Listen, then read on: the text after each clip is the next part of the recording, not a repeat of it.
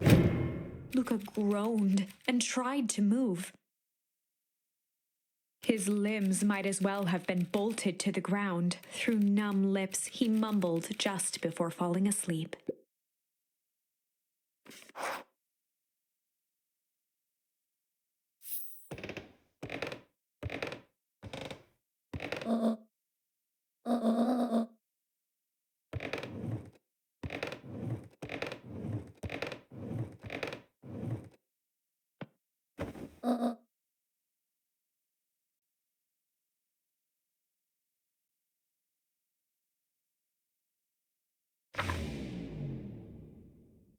Chapter 9.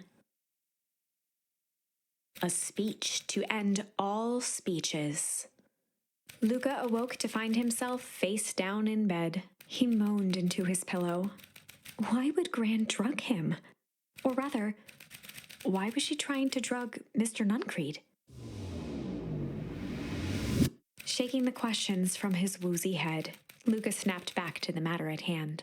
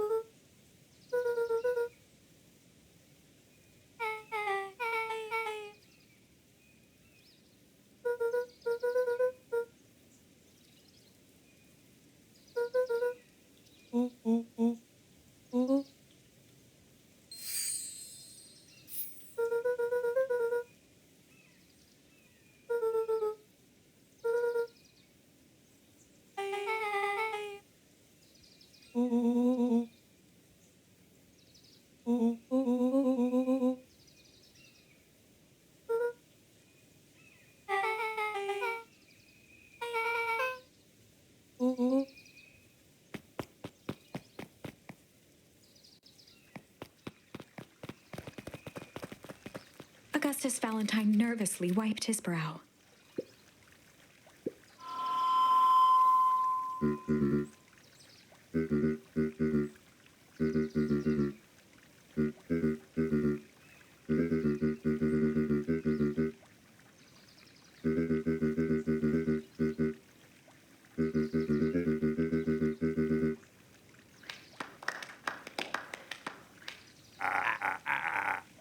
Gus cleared his throat and awkwardly loosened his tie.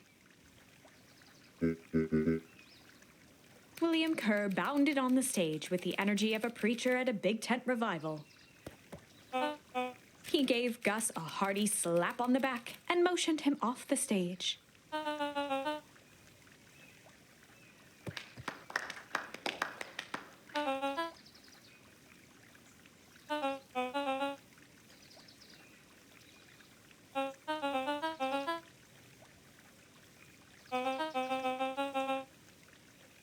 Mr. Kerr pulled a thick stack of note cards out from his vest.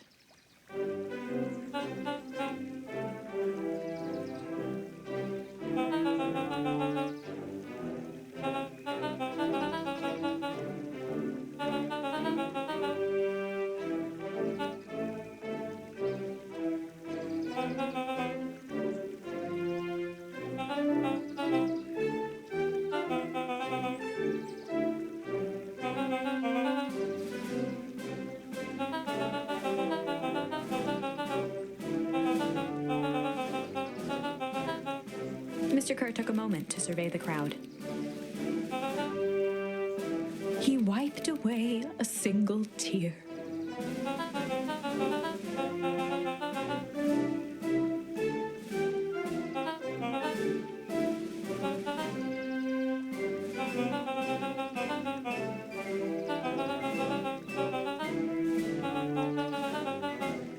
He thumped the podium to emphasize each word.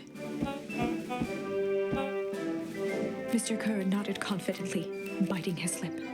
The crowd was silent, in rapt attention.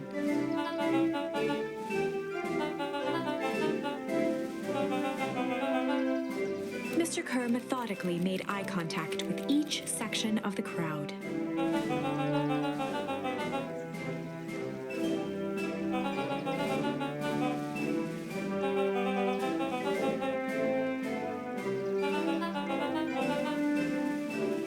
His voice began to build to a crescendo.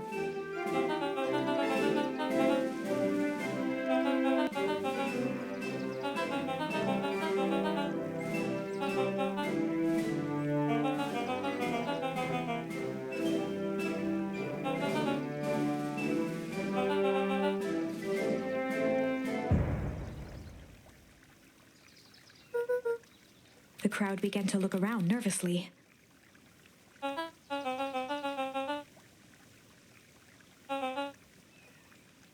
Mr. Kerr quickly flicked through his note cards.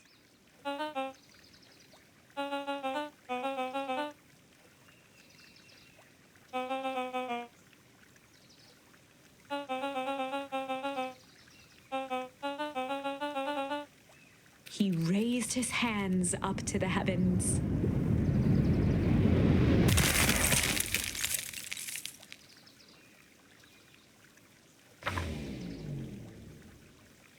At that moment, a merciless wall of impossibly cold air ripped through the crowd, instantly freezing everyone and everything it touched. For a man like William Kerr, this was a fitting way for things to end. On a stage, with an entire town frozen in rapt attention for the rest of time. The end. There's that ice again! Whenever I think we're getting close, it comes along and ruins everything. Maybe we should just quit? Maybe you should just close the book, walk away, and never think of me again. No, I don't mean that. We got a little closer this time. We just need to try again. Please.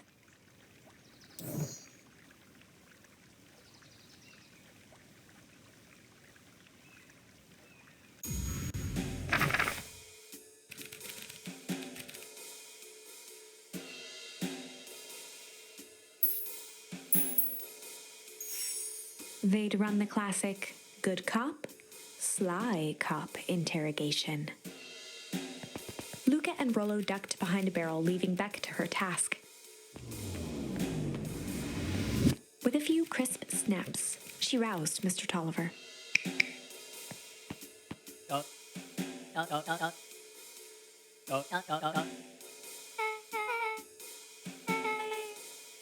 Mr. Tolliver looked down and shifted a bit, testing his restraints.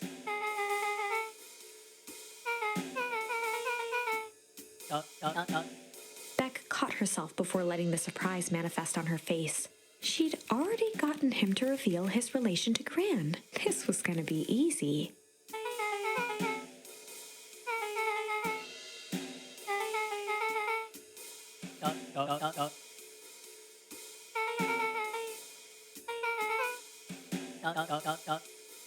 Mr. Tolliver wriggled a bit in his restraints. Beck quickly removed the ropes.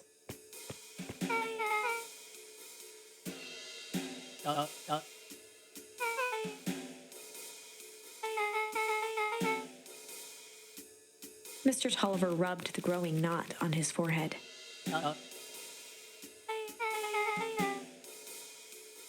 Beck twirled her hand, as if to prompt Mr. Tolliver to finish her thought. Beck shook her head and clicked her tongue. Mr. Tolliver let out an amused huff in agreement.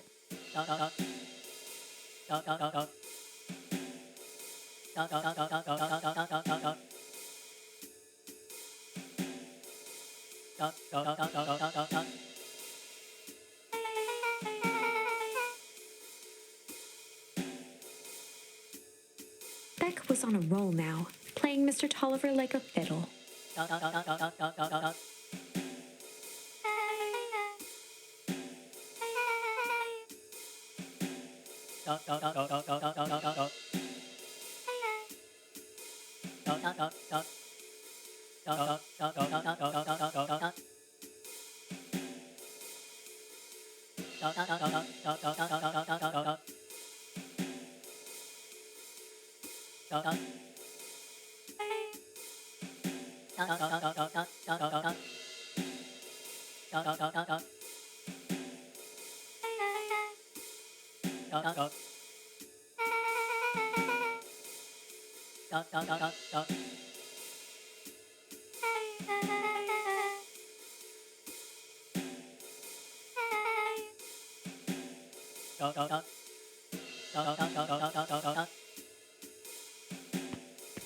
Heading for the stairs, Mr. Tolliver hesitated and turned to Beck with a puzzled look.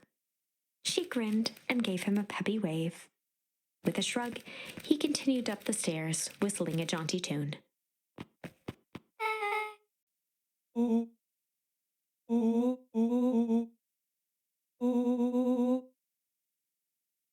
Beck blinked slowly in disappointment.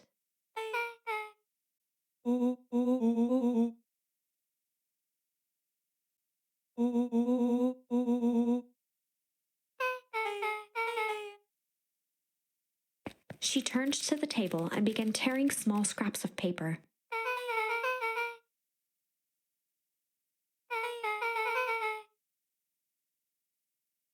Beck marked each scrap of paper and leaned back.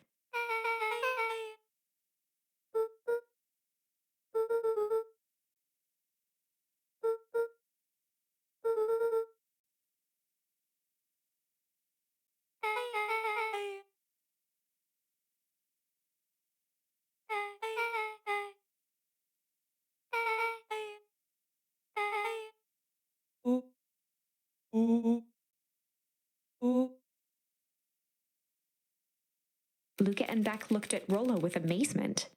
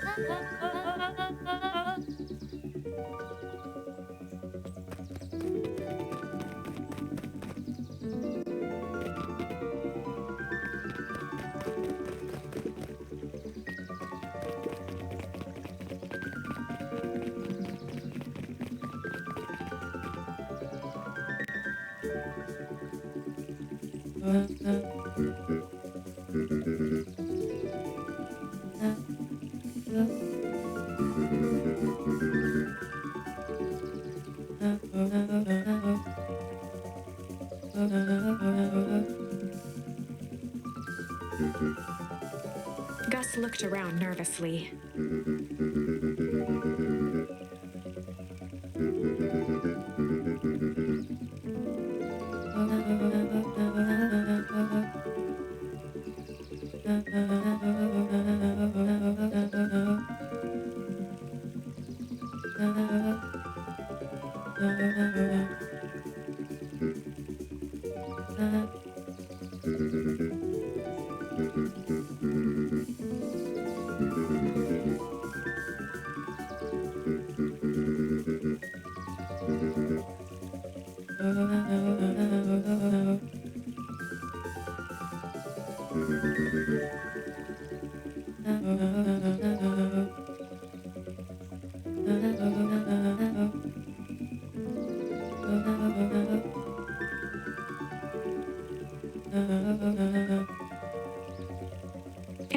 cry hung in the air.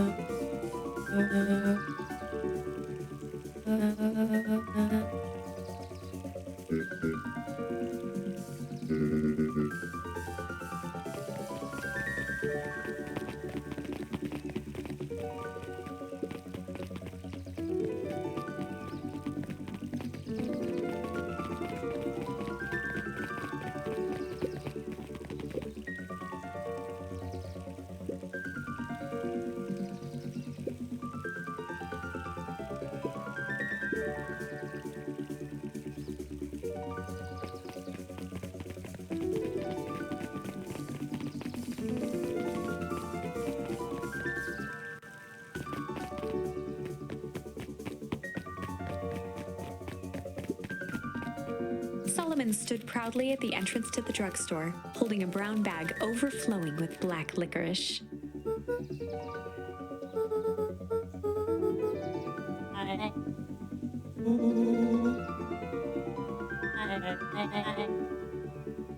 Solomon shoveled a surprising amount of licorice into his mouth.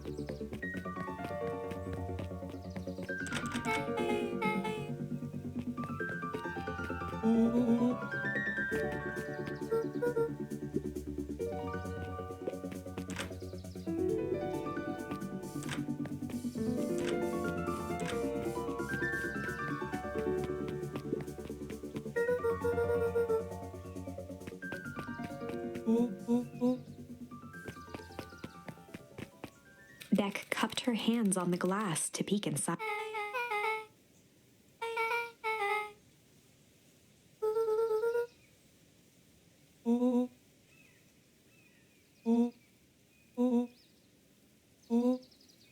Beck flung open the door, and they all squeezed in. Luka cracked his knuckles and entered the letters into the keypad.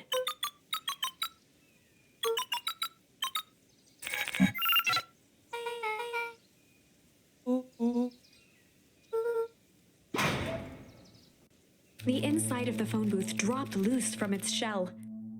Without even the space to panic, they closed their eyes, held their breath, and accepted their fate. Suddenly, the chaotic descent slowed to an effortless landing. It was unclear where they ended up, but at least it was solid ground.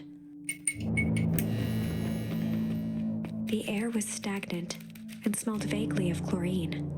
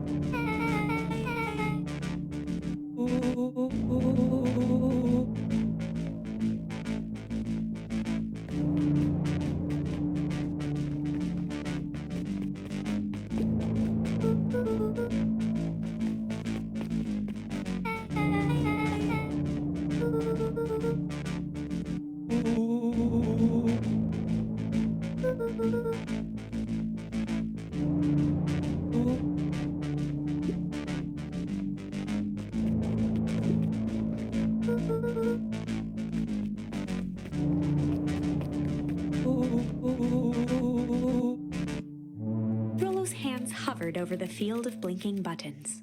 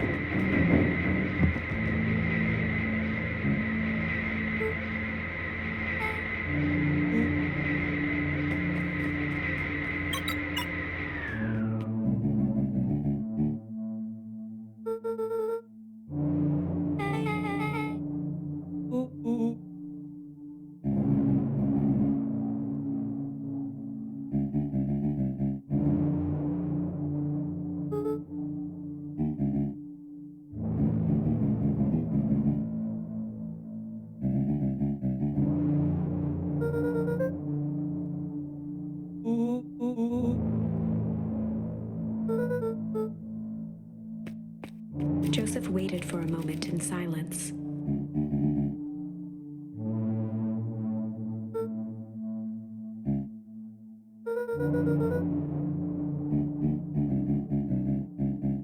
He gestured toward the strange tubes.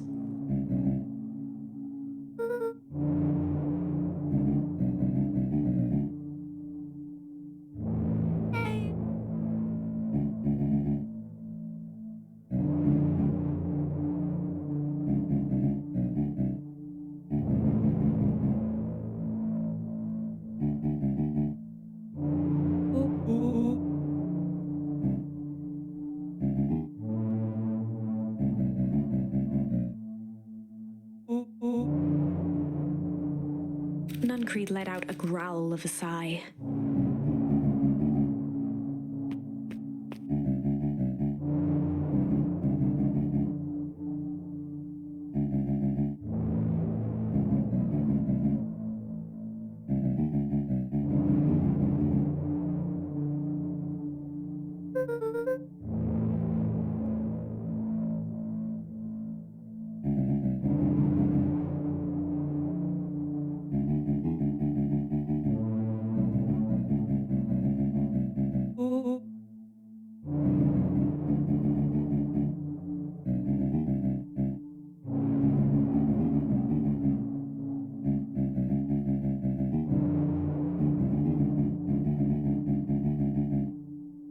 He shook his head wistfully.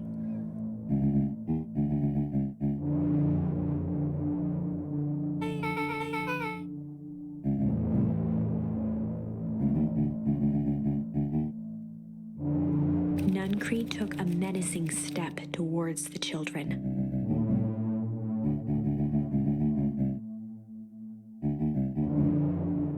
Luka began to laugh.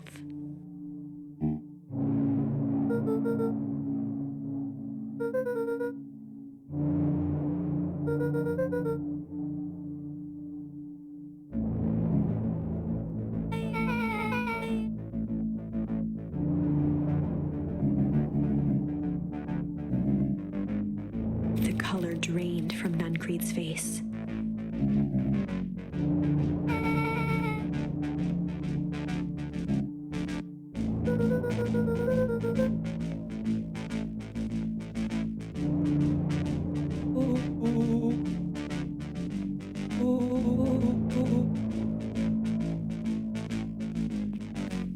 Nuncreed grabbed Luka by the shoulders. His eyes were frantic.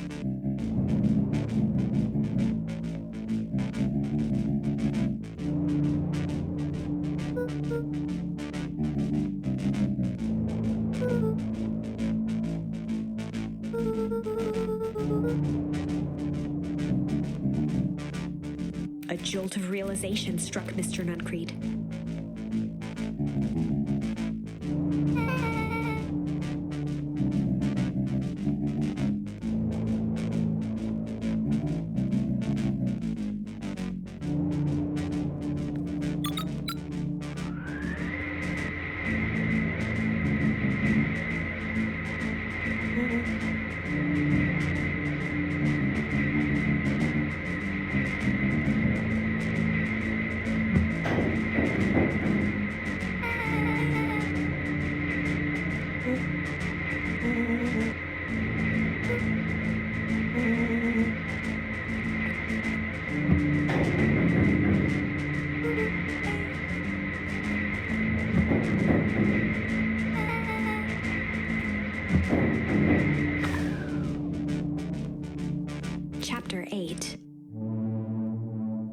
The cold, hard truth.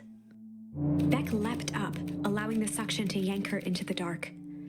Dimness eclipsed around her like the shutter of a camera as she seemed to cover great distance in mere moments. Her only points of reference were glints of upcoming turns, which approached with frightening speed, only to carry her gracefully along. She heard the tinny, distant echoes of Rolo's glee. Once she stopped fighting against it, the ride was impossibly smooth. Then, all of a sudden, as if minutes had passed in an instant, light blazed into view. A burst of wintry air snuffed across her face, and she was flung out into the cold.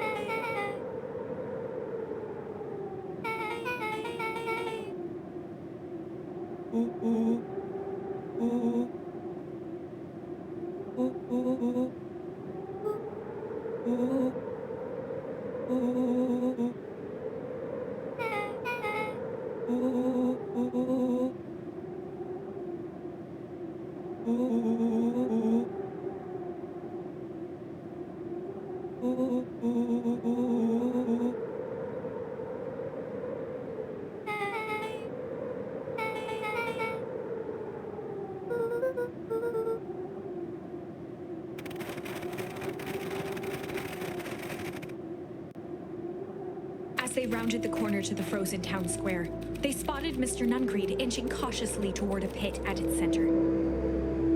He held his arms out gingerly, as if approaching a beast in the wild. Upon closing the distance, Luka recognized what Nuncreed was after. Gran stood confidently at the edge, one arm outstretched over the abyss. Nearby, a wheelbarrow had been emptied out.